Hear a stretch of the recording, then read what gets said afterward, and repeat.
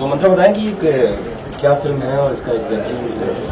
Rebellious flower एक film जो हमने बनाई है वो भगवान रजनीश जिस नाम से जाने जाते थे या ओशो जिस नाम से जाने जाते थे उन पर बिल्कुल भी नहीं है।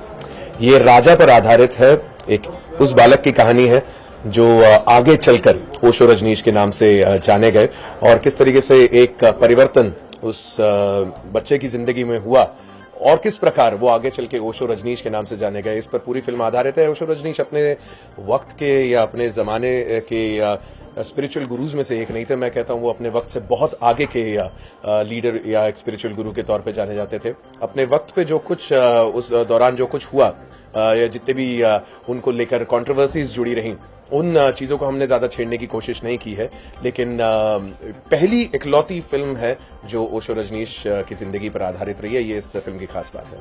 जी हाँ, मैं रेबेलियस फ्लावर में एक ट्रिपल रोल प्ले कर रहा हूं क्योंकि 3 ऐसे किरदार थे जो ओशो की जिंदगी में आए थे जब वो काफी कम उम्र के थे, 7 साल के, 21 साल की उम्र के या 14-15 साल के। तो मैं चूंकि हमारे प्रोड्यूसर और जो इस फिल्म के कहानीकार भी हैं स्वामी जगदीश भारती, उनसे हमने इस बारे में चर्चा की कि मैंने एज एन एक्टर मेरी इच्छा है कि मैं कुछ अलग करूं तो मुझे तीनों किरदार निभाने का मौका मिले और स्वामी जगदीश भारती का अप्रूवल मिला और मुझे खुशी हुई कि मैं यह काम कर पाया। रिसर्च तो क्या, मैं तो मेरे कण कण के अंदर ओशो की हर बात बसी पड़ी। मुझे 20 साल हो गए हैं ओशो रजनीश की बातों को सुनते हुए, उनको समझते हुए। सो मेरे लिए रिसर्च बिल्कुल भी जरूरी नहीं था क्योंकि मेरे अंदर ऑलरेडी वो सारी बातें पहले से जुड़ी थी। लेकिन स्वामी जगदीश भारती के कारण मुझे और नई सारी बातें मालूम पड़ी जो कि शायद मैं खुद नहीं जानता था। और उन जगहों पर जाके शूट करना जहां पर ओशो खुद जिनकी शुरुआत हुई थी जबलपुर में, वो हमारी खास बात थी। हमने रियल लोकेशंस पे शूट की है। हम जबलपुर के आश्रम में गए हैं जहां पर ओशो खुद रहा करते थे। सो रियल लोकेशंस इसकी यूएसपी रही है। टाइटल स्वामी जगदीश भारती का, स्वामी जी अगर आप आ सकें तो प्लीज।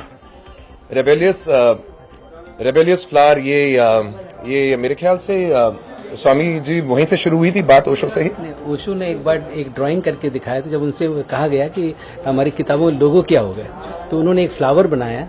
वो एक नजर में देखो तो फ्लावर लगता, दूसरी नजर में देखो तो फ्लेम लगता।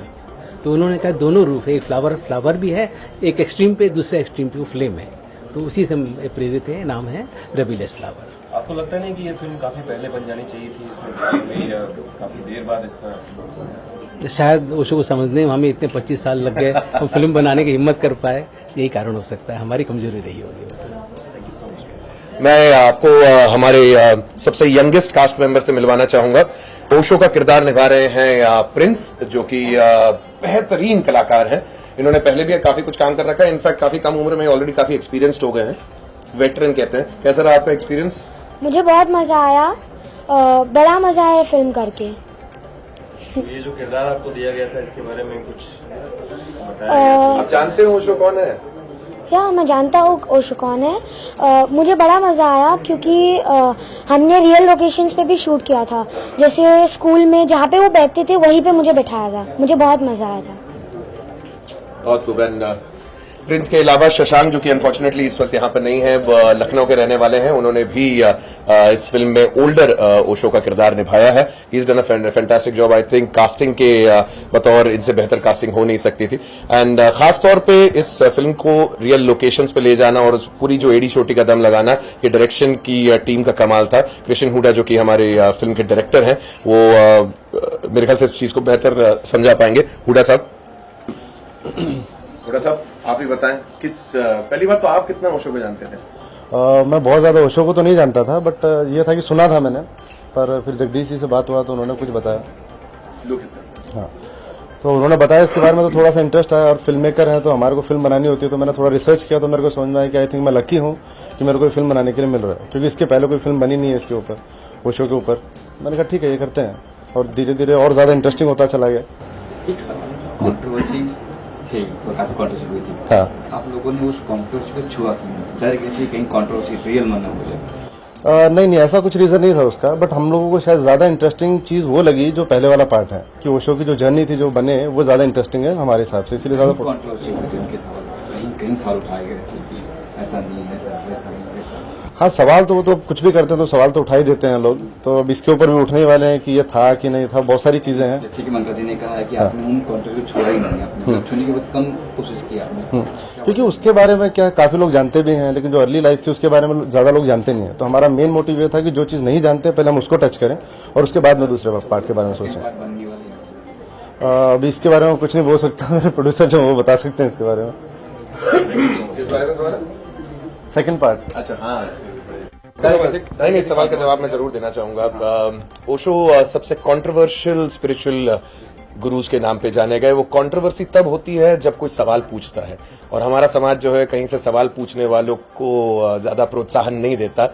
जो चल रहा है उसी चीज को चलते रहने पे वो ज्यादा ध्यान देता है। कंट्रोवर्सीज ओशो की जिंदगी में तब आई जब वो ओशो बन चुके थे। हमने राजा की कहानी बताने के लिए इसलिए हम लोग प्रेरित हुए थे कि वो आखिर ओशो बने तो बने कैसे, और ये आप लोगों का सपोर्ट रहा, इस फिल्म को प्रोत्साहन मिला, तो वो सेकंड हाफ भी जरूर आएगा जहां पर उस ओशो को लोग देखेंगे जिस ओशो को लोग जानते हैं।